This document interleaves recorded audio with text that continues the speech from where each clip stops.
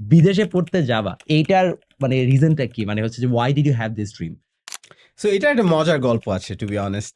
আমি যখন ছোট ছিলাম তো আমার বাংলাদেশে সবকিছু ভালো লাগতো, এখনো ভালো লাগে। হুম। আমার ফ্যামিলি এখানে, আমার সব বন্ধু এখানে ছোটবেলার, তো আমার ঢাকা খুবই ভালো লাগে। কিন্তু আমার একটা অনেক বড় কমপ্লেন ছিল, সেটা হচ্ছে আমার ট্রাফিক জ্যাম ভালো লাগতো, স্পেশালি ঢাকায়। আর আমি ধানমন্ডিতে বড় হয়েছি, সব আরো বাজে। স্কুলগুলা ওখানে, আমি ট্রাফিক জ্যামে আটকায় থাকতাম। তো আমার একসময় মনে হলো ক্লাস 7 বা 8 এর দিকে যে আমার আয়ুর 20% কমে যাচ্ছে, কারণ আমি জাগনা যতক্ষণ থাকছি আমি ট্রাফিক জ্যামে কাটাচ্ছি 20% দিনে।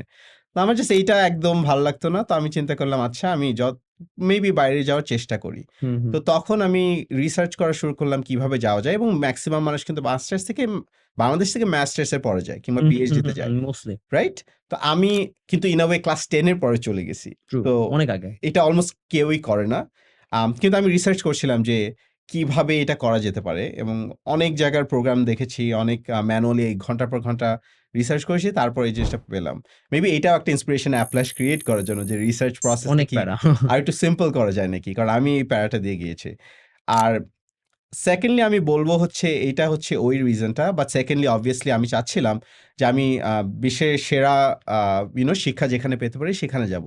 সো আমি তখন চিন্তা করছিলাম বিশ্বের সেরা শিক্ষা প্রতিষ্ঠান, ইনস্টিটিউশন কি, এডুকেশন ইনস্টিটিউশন কি, এবং ওই অনুযায়ী আমি চিন্তা করছিলাম যে আমি এমন কোনো জায়গায় যেতে চাই যেখানে আমার বেড়ে ওঠার জন্য আমি বেস্ট এডুকেশনটাই পাবো। তো এইটা সেকেন্ড মোটিভ ছিল।